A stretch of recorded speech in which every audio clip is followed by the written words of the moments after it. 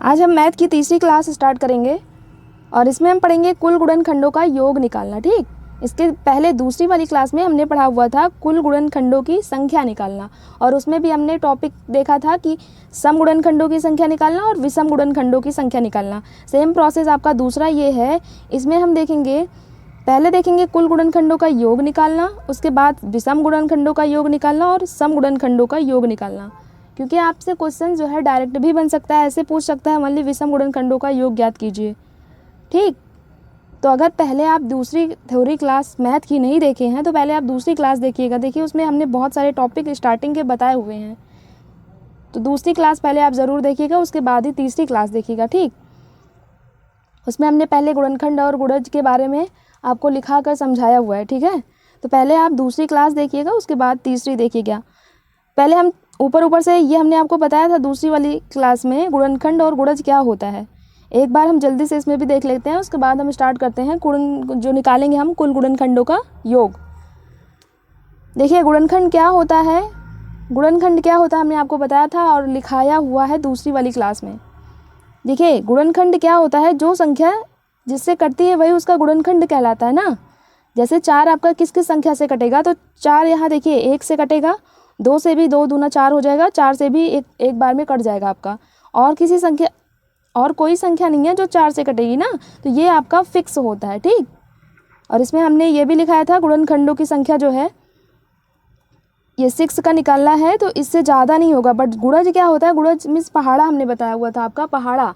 जैसे आपने 2 का पहाड़ा लिखा तो ये अनंत होता है ना, फिक्स नहीं होता, बट ये फिक्स होता है, ये फिक्स होता है। आप 4 का निकालिए, 5 का भी आप निकालेंगे तो 5 जो है आपका 1 और 5 से ही कटेगा और किसी संख्या से नहीं कटेगा। 6 आपका 1 2 3 6 से ही कटेगा और किसी संख्या से नहीं कटेगा ना।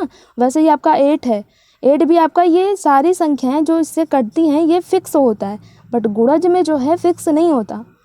ठीक, 3 का पहाड़ा आप किसी संख्या में पढ़ सकते हैं, 3 का आप 11 मरतबा गुणा कीजिए, 100 मरतबा गुणा करिए, चाहे जितनी दफ़ा आप गुणा करिए, ये अनंत टाइम होता है ना। बट जो है गुणनखंड आपका ये फिक्स होता है। हम आपसे पूछ ले 3 का गुणनखंड बताइए, तो आप 1 और 3 बताएंगे ना, ये फिक्स है, तो ये आपका गुणनखंड होता है, ये आपका गुणज होता है। ठीक,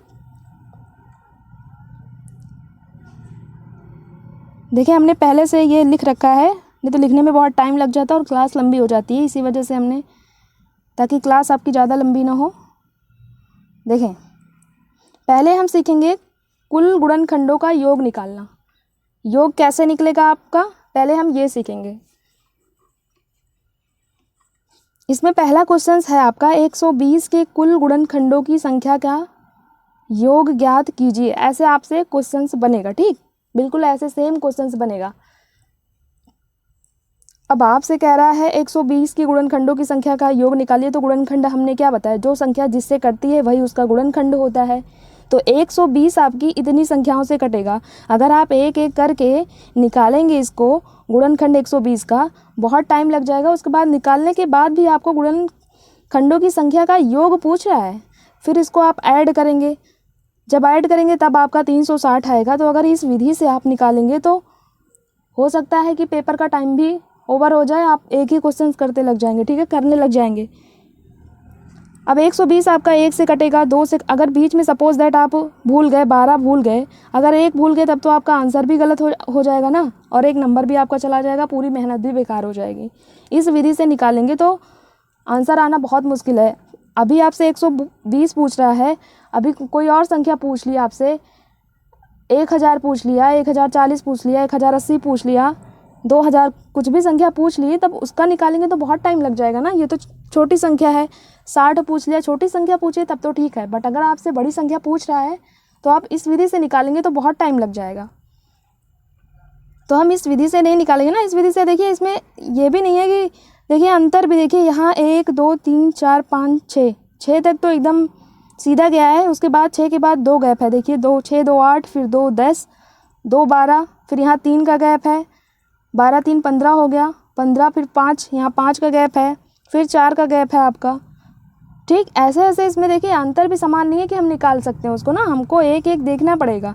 तो इस विधि से अगर आप निकालेंगे तो संभव नहीं है कि आपका आंसर सही हो जाए। आपसे पूछ लिए 1080 का निकालिए, गुणनखंडों की संख्या का योग निकालने अगर आप बैठ जाएंगे तो बहुत टाइम लग जाएगा ना। इसी वजह से हम वैकल्पिक विधि से सॉल्व करेंगे, इससे जल्दी आपका सॉल्व होगा। देखिए वैकल्पिक विधि क्या है, सेम वही है जो हमने आपको बताया हुआ था गुणनखंडों की संख्या निकालना, बस इसमें थोड़ा रूल चेंज है। इसमें गुणनखंडों की संख्या का योग निकालना है, थोड़ा सा यहाँ चेंज है, बाकी सेम है।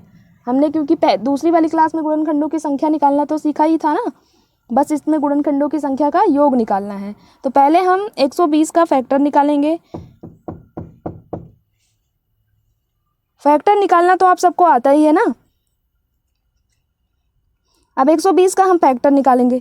आपका ये 120 है, 120 को हम काटेंगे, इसको आप काट लेते होंगे ना। तो 120 को आप काटेंगे, 120 को काटेंगे। देखिए 2 छंग 12, फिर ये 0 हो जाएगा आपका, 2 तिहाई 6, ये 0 हो जाएगा, फिर 2 तिहाई 6, ये 0 हो जाएगा, फिर 15 दूना 30 हो जाएगा आपका, 3 पचे 15 और 5 एक अन्नम 5, ये आपका फैक्टर आएगा। ठीक, इसको तो आप काट लेंगे ना। तो यहाँ देखिए 2 आपका 3 बार आया है, तो यहाँ हमने 2 की घात 3 लगाई है पावर। 3 आपका एक बार आया है तो 3 की पावर हमने 1 लगाई है। 5 आपका एक आया है, एक बार का आया है ना यहाँ, तो 5 एक पावर हम 1 लगाए हैं। ठीक, ये तो आपको समझ आया होगा ना पावर कैसे लगी यहाँ पे। सबसे पहले अगर आपसे क्वेश्चन से पूछे तो आप पहले उस संख्या का फैक्टर निकालिए, चाहे जिस संख्या का पूछे पहले आप उस संख्या का फैक्टर निकालिए। और ये सारे जो ये आते हैं ना इधर के नंबर, ये क्या कहलाते हैं, ये हमने दूसरी वाली क्लास में भी आपको बताया हुआ था, ये अभाज्य गुणनखंड कहलाते हैं। ठीक, ये टोटल अभाज्य गुणनखंड क्यों है, क्योंकि आप 2 को और नहीं काट सकते, 3 को और नहीं काट सकते, आप 5 को और नहीं काट सकते किसी संख्या से, इसीलिए ये अभाज्य है ना, जिन्हें भाज्य नहीं किया जा सकता, ये अभाज्य गुणनखंड कहलाते हैं। और इसमें से ये जो आपका ये 2 और 2 3 बार है ना, ये आपका क्या कहलाता है, ये आपका सम अभाज्य गुणनखंड कहलाता है। और ये 3 और 5 आपके क्या हैं, विषम है, तो इसे हम कहेंगे विषम अभाज्य संख्या। ठीक, अब देखें अभी फ़िलहाल के लिए ये आप जानते रहिए, ये तो 2 है ना, ये आपका एक ही सम अभाज्य गुणनखंड होता है, बाकी ये विषम अभाज्य गुणनखंड हो गए। हमने फैक्टर निकाला, फैक्टर से जो हमें ये मिला अभाज्य गुणनखंड, उसको हमने यहाँ लिखा, जो जितनी बार है उसकी पावर हम उतनी लगाएंगे। ये क्लियर हुआ। उसके बाद अब देखिए, अब हमें गुणनखंडों की संख्या का योग निकालना है। ठीक, जिसकी जो पावर है उसको उतनी बार हम लिखेंगे और 0 से पावर हम स्टार्ट करेंगे। ठीक, 2 की पावर 3 है तो 2 की पावर 0 लगाएंगे, प्लस करेंगे जैसे हम गुणनखंडों की संख्या निकालते थे, बस सेम है, बस यहाँ थोड़ा चेंज है। 2 की पावर यहाँ देखिए, कुल गुणनखंडों का योग निकालना है तो हमें सारी संख्याएं लेनी पड़ेगी। अभी हम जब विषम गुणनखंडों की संख्या का योग निकालेंगे तब हम सम को हटा देते हैं ना, अभी हम कुल गुणनखंडों का योग निकाल रहे हैं तो हमें सारी संख्या लेनी है। और सारी संख्या में हम पहले 0 से पावर उसकी स्टार्ट करेंगे। 2 की पावर ये, 2 की पावर 0, फिर प्लस करेंगे 2 की पावर 1, 2 की पावर 2, लाइन से लेंगे। ठीक, 3 बार है तो हम 3 तक ले जाएंगे, 2 की पावर 1 होगी, 2 की पावर 2, 2 की पावर 3। ठीक, 2 की पावर हम 4 बार भी ले जाते, बट यहाँ 2 की पावर ओनली 3 है तो हम 3 बार ही ले जाएंगे। ठीक, फिर गुणा का निशान लगाएंगे, उसके बाद है 3 की पावर 1, तो इसकी पावर में भी हम 0 से स्टार्ट करेंगे, चाहे जितनी संख्या यहाँ आ जाए सारी संख्या की पावर हम 0 से स्टार्ट करेंगे और जितनी बार पावर होगी उतनी बार हम इसको लिखेंगे। 1 बार है तो 3 की पावर 1 बार तक हम ले जाएंगे, फिर मल्टीप्लाई का निशान लगाएंगे। 5 की पावर 1 है तो 5 की पावर 0 से स्टार्ट करेंगे, फिर प्लस लगाएंगे, 5 की पावर 1 हो गई आपकी। ठीक, बस अब इसमें कुछ नहीं करना, अब आपको प्योर कैलकुलेशन है, कैलकुलेशन करना है बस आपको। किसी की पावर जब 0 होती है तो उसका पावर 1 होता है हमेशा। ठीक, ये आप नोट कर लीजिएगा। तो 2 की पावर 0 है तो इसका मान 1 होगा, 2 की पावर 1 का 1 2 ही आएगा, 2 की पावर 2 का 2 दूना 4 हो जाएगा, 2 की पावर 3 का 8 होगा। कैसे 8 होगा, देखिए 2 को 3 बार हम लिखेंगे और इसका मल्टीप्लाई करेंगे तो हमारा आ जाएगा 2 दूना 4 दूना 8। ठीक, 8 आपका यहाँ से आया। 8 क्लियर हो गया। अब देखें मल्टीप्लाई का निशान लगाएंगे, किसी की पावर जब 0 होती है तो उसका मान 1 होता है, प्लस है तो प्लस लगाएंगे, 3 की पावर 1 का 3 आ गया, मल्टीप्लाई, फिर 5 की पावर 0 है तो किसी की पावर जब 0 होती है उसका मान 1 होता है, प्लस 5 और ये 5 हो जाएगा। ठीक, अब हम इसको ऐड करेंगे और यहाँ मल्टीप्लाई का निशान है तो मल्टीप्लाई कर लेंगे। इसको हम जोड़ेंगे, 2 1 3, 3 4 7, 7 8 15 हो गया आपका, मल्टीप्लाई 3 1 4 हो गया, 5 1 आपका 6 हो गया। ठीक, 15 चौका आपका 60 हो जाएगा और ये 6 आपका यहाँ आ गया। उसके बाद हम इसका मल्टीप्लाई करेंगे तो हमारा आंसर कितना है, 360 आ गया ना। आंसर आपका 360 आ गया, इस विधि से भी आ गया और जब इस विधि से हम निकाले थे यहाँ भी आपका 360 आया हुआ है, ये 360 आया ना। लेकिन अगर आप इस विधि से निकालेंगे तो बहुत लंबा पड़ेगा ना, ज़रूरी नहीं है आपको पेपर में छोटी संख्या मिले, बड़ी संख्या मिल सकती है। तो आप क्या करेंगे, तो आप वैकल्पिक विधि से निकालिएगा, इस विधि से आसान होता है। ठीक, तो हमने कुल गुणनखंडों की संख्या का योग निकाल लिया। ठीक, देखिए अब हमने कुल गुणनखंडों की संख्या का योग निकाल लिया। अब हम निकालेंगे विषम गुणनखंडों का योग निकालेंगे। ठीक, इसको निकालने के लिए आपको 120 का विषम गुणनखंडों का योग निकालना है। तो कैसे निकालेंगे, अगर आप इस विधि से निकालेंगे तो देखिए कैसे आंसर आएगा आपका। इस विधि से आपको बहुत लंबा पड़ेगा। देखिए 120 का आप हमने बताया, इसका गुणनखंड कैसे निकालेंगे, 120 किस किस संख्या से कटेगा वो हम लिखेंगे। तो 120 आपका 1 से कटेगा, 2 से भी कट जाएगा, 3 से भी कट जाएगा, 4 से भी कट जाएगा 120, 5 से भी 120 कट जाएगा आपका, 6 से भी 120 कट जाएगा, 8 से भी आपका 120 कट जाएगा, 10 से भी कटेगा, 12 से भी कटेगा, 15 से भी कटेगा, 20 से भी कटेगा, 24 से भी कट जाएगा आपका, 30 से भी कटेगा, 40, 60, 120, इन सारी संख्याओं से आपका 120 कटेगा। बट अगर आप एक एक संख्या भी लिखने बैठ जाएंगे ना तो बहुत टाइम लग जाएगा। ठीक, तो हमें इस विधि से नहीं निकालना। उसके बाद हमें पूछा था क्या, विषम गुणनखंडों की संख्या का योग पूछा था। हम इसको निकालेंगे, निकालने के बाद इसमें ढूंढेंगे विषम संख्याएं आपकी कौन सी हैं। विषम गुणनखंड तो आपके 1 विषम है, 3 विषम है और 5 विषम है और 15, ये चारों संख्याएं आपकी विषम गुणनखंड हैं। इनका योग पूछा था, इनको जोड़ लेंगे हम, 3 1 4 हो गया, 4 5 9 हो गया आपका, और 15 9 आपका 24 हो गया। तो ये तब आपका आंसर आएगा। बट इस विधि से आप मत निकालिएगा, वैकल्पिक विधि जो हमने आपको बताई हुई है उसी विधि से निकालिएगा। ठीक, आपसे पूछेगा 120 का विषम गुणनखंडों का योग निकालिए, तो आप पहले उसका फैक्टर निकालेंगे। 120 का फैक्टर निकालेंगे, देखिए ये 60 दूना 120 होगा, 30 दूना 60 हो जाएगा आपका, 15 दूना 30 हो जाएगा। फिर ये 2 से तो कटेगा नहीं, 3 से कटेगा, 3 5 15 हो जाएगा, 5 गन्नम 5 आ जाएगा। फिर ये आपका अभाज्य गुणनखंड की संख्या, ये हमको निकालना रहता है, ये इसको हम निकाल लिए अभाज्य गुणनखंड। ठीक, अब देखिए 2 की पावर 3 है तो 2 की पावर 3 हो गई, 3 एक बार है तो 3 की पावर 1 लगा दिए, 5 एक बार है तो 5 की पावर 1 लगा दिए। ठीक, अब हमसे क्या पूछा है, विषम गुणनखंडों की संख्या का योग पूछा है। आप बताइए कोई भी विषम संख्या है, 15 है, 9 है, ठीक, इसको आपको काटना है।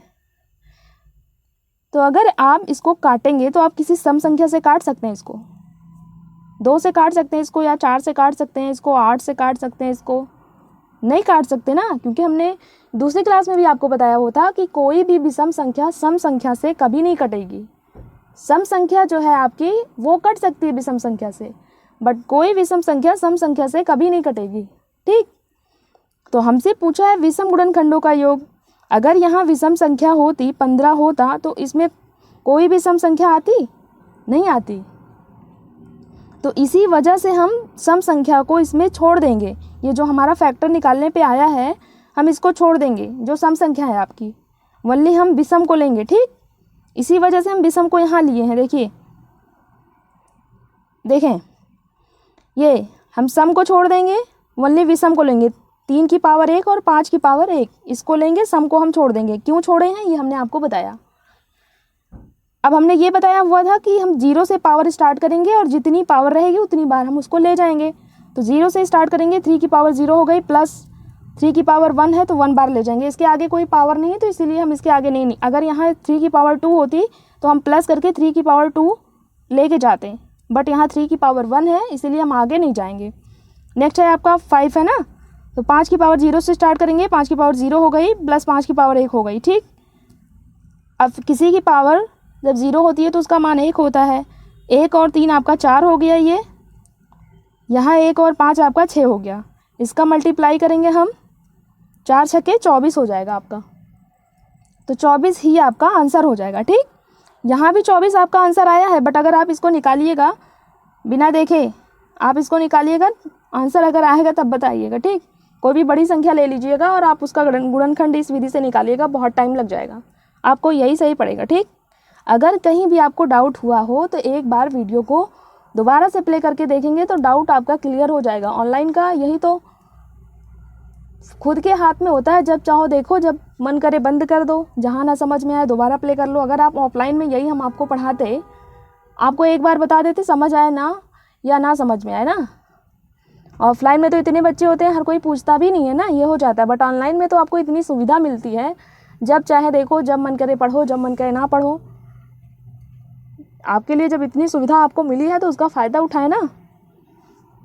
देखिए, अब हमने विषम गुणनखंडों की संख्या का योग निकाल लिया।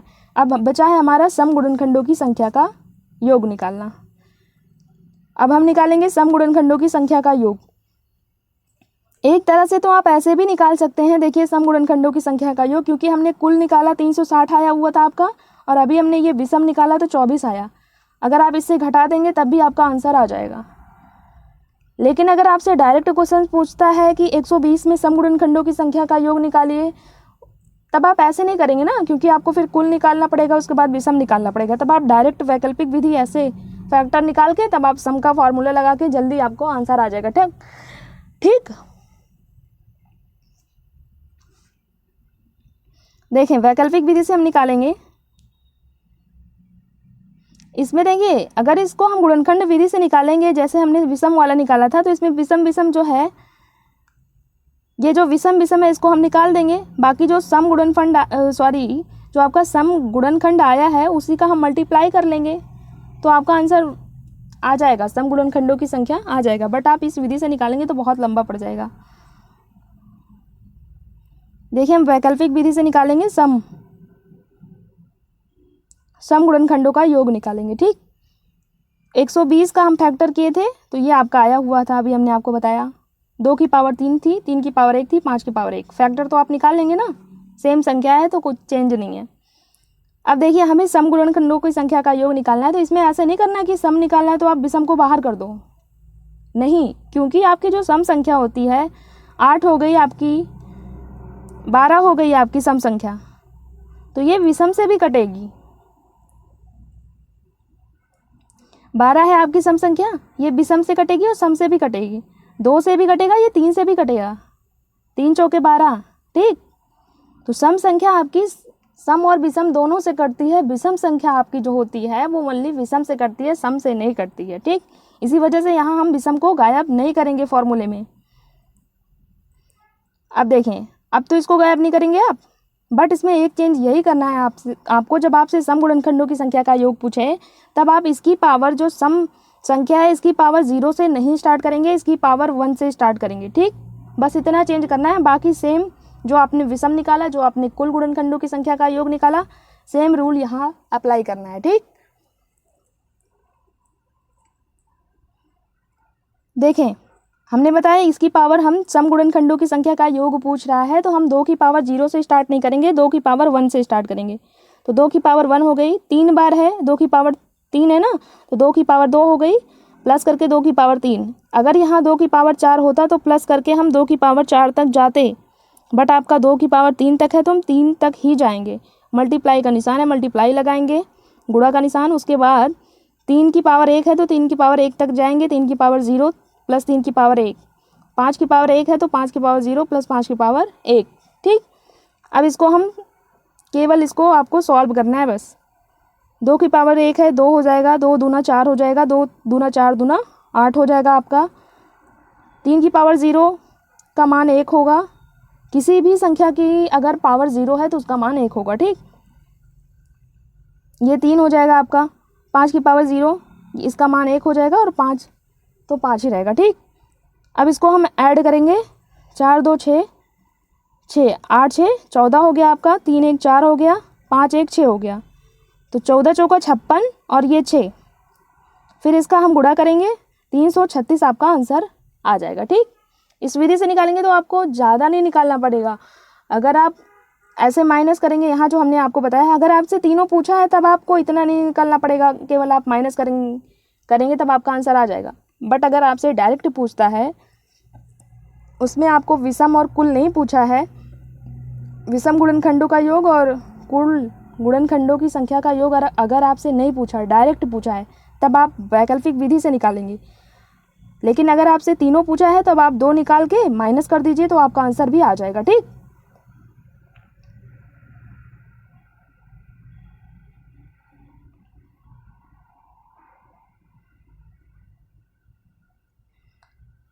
देखिए अब दूसरा एक एग्जाम्पल हम लेंगे, एक एग्जाम्पल और लेंगे, उससे हम समझेंगे। देखिए कह रहा है 630 के सभी गुणनखंडों का योग बताइए। 630 के सभी गुणनखंडों की संख्या का योग बताइए, ये आपका क्वेश्चन है। तो डायरेक्ट आप इसका पहले 630 का आप फैक्टर करिए, चाहे जो संख्या पूछे आप उसका फैक्टर करिए। फैक्टर करेंगे, देखिए ये जाएगा 315, देखो 2 3 6 हो जाएगा। पहले हम छोटी संख्या से इसको काटते हैं, उसके बाद उससे बढ़ी जाते हैं। ठीक, तो ये तो आपका 2 से कट जाएगा ना, तो 2 3 6 2 और 2 1 2 हो जाएगा, फिर 2 5 10 हो जाएगा, 3 का एक बार में आएगा आपका, 3 1 3 हो जाएगा, 3 5 15 हो जाएगा। ठीक, 3 3 9, 3 5 15, 5 7 35, 7 1 7। तो ये आपका अभाज्य गुणनखंड आ गया। ठीक, इसे अभाज्य गुणनखंड बोलते हैं ना। तो दो आपका एक बार आया है तो 2 की पावर 1 लगाए, 3 आपका 2 बार आया है तो 3 की पावर 2 लगाए, 5 आपका एक बार आया है तो 5 की पावर 1 लगाए, 7 आपका एक बार आया है तो 7 की पावर 1 लगाए।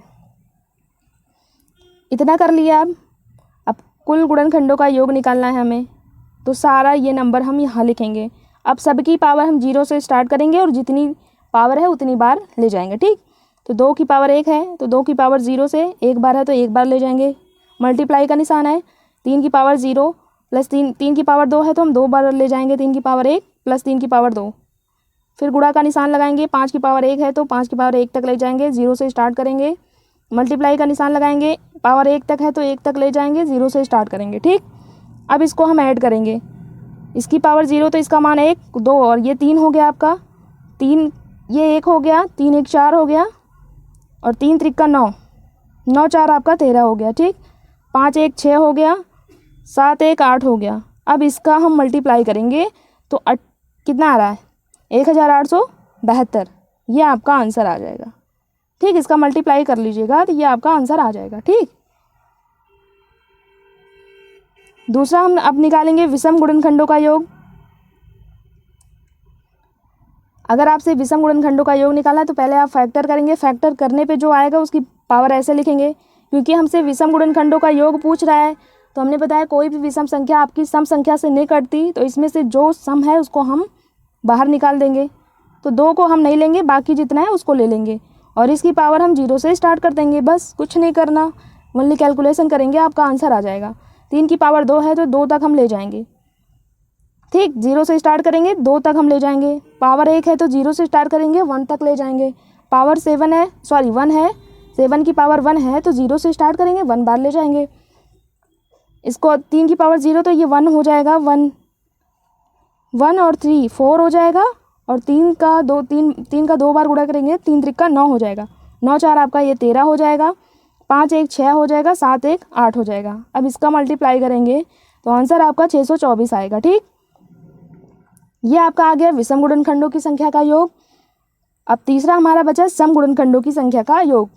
आप इस तरह भी निकाल सकते हैं, जब आपको तीनों पूछा हुआ है तो आपको ये सम निकालना नहीं पड़ेगा, वरना आप जो आपने कुल निकाला है, कुल गुणनखंडों की संख्या का योग और विषम गुणनखंडों की संख्या का योग, इसको घटा देंगे तो आपका डायरेक्ट आ जाएगा।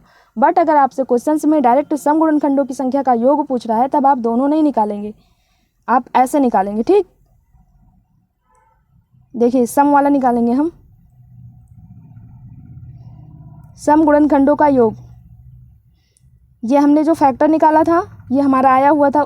देखिए सम, हमने बताया सम संख्या आपकी सम और विषम दोनों से कटती है, तो इसमें किसी को बाहर नहीं करना है, बस जो सम संख्या की पावर है उसकी पावर हमें 0 से स्टार्ट नहीं करनी है, उसकी पावर हमें 1 से स्टार्ट करनी है, बस इतना सा चेंज करना है आपको।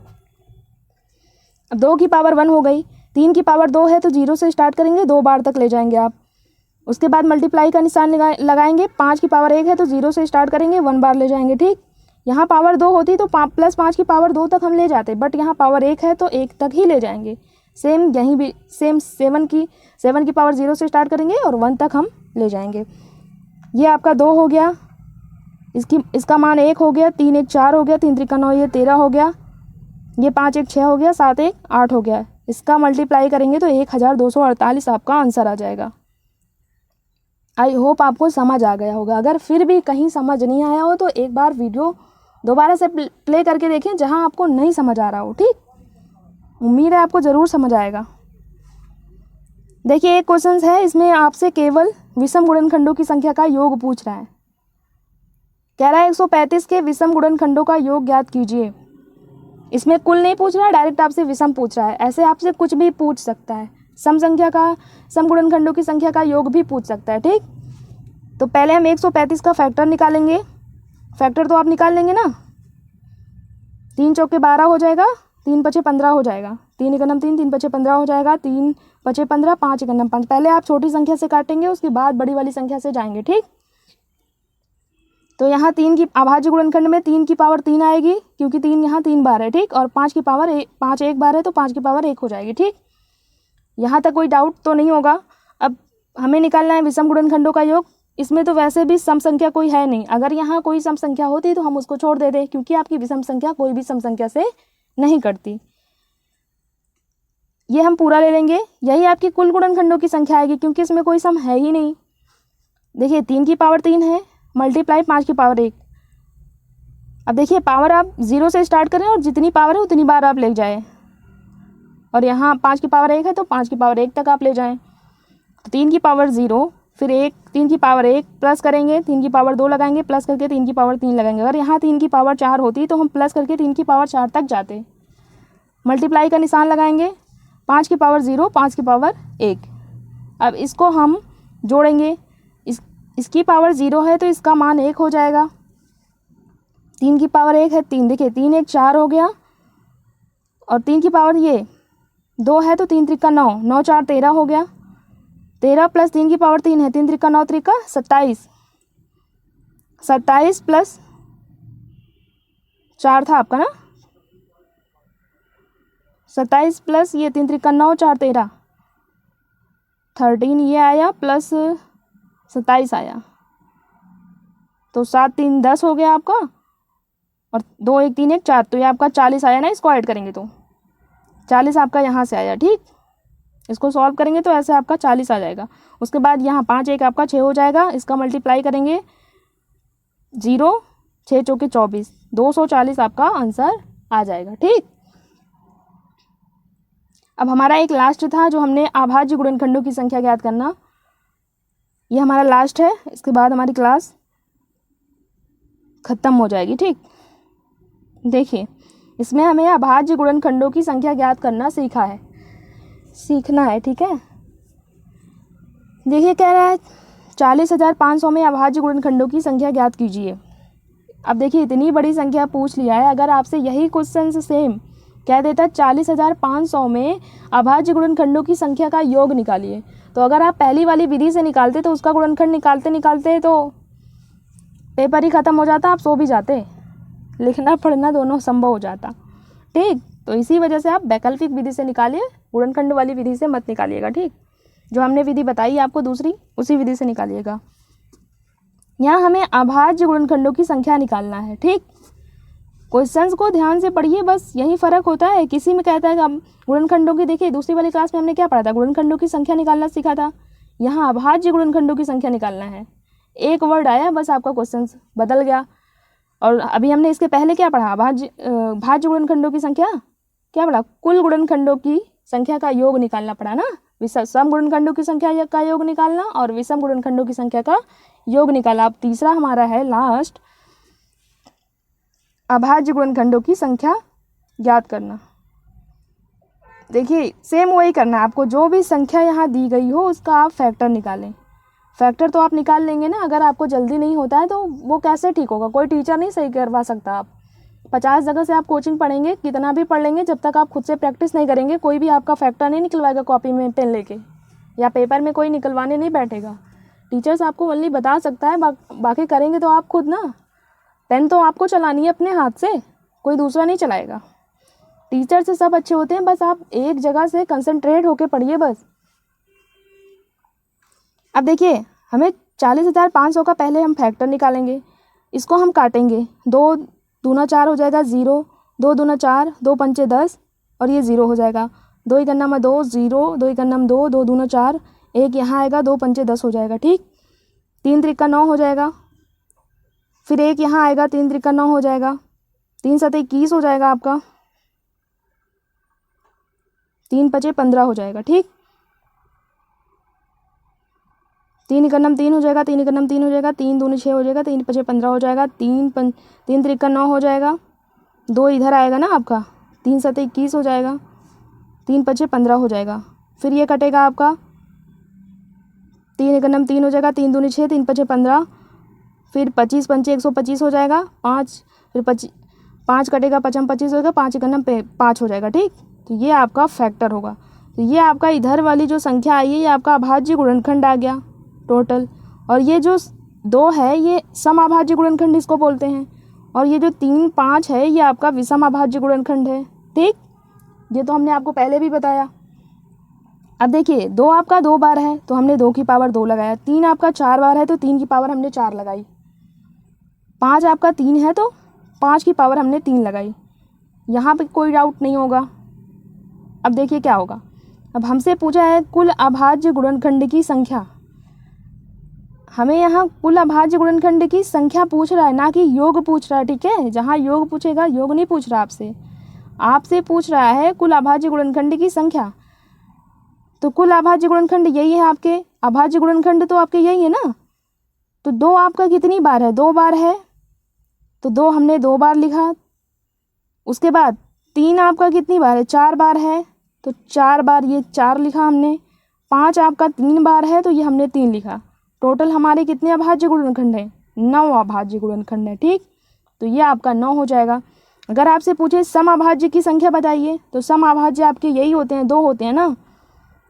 2 ही तो आपके समअभाज्य हैं कि कोई और संख्या होती है, नहीं होती ना। तो 2 आपके समअभाज्य गुणनखंड हैं, ये 2 1 हो गया, ये 2 हो गया। ठीक, और आपसे तीसरा अगर पूछ ले विषम अभाज्य गुणनखंड की संख्या, तो विषम अभाज्य गुणनखंड 2 को छोड़ के बाकी सारा आपका विषम अभाज्य गुणनखंड की संख्या है।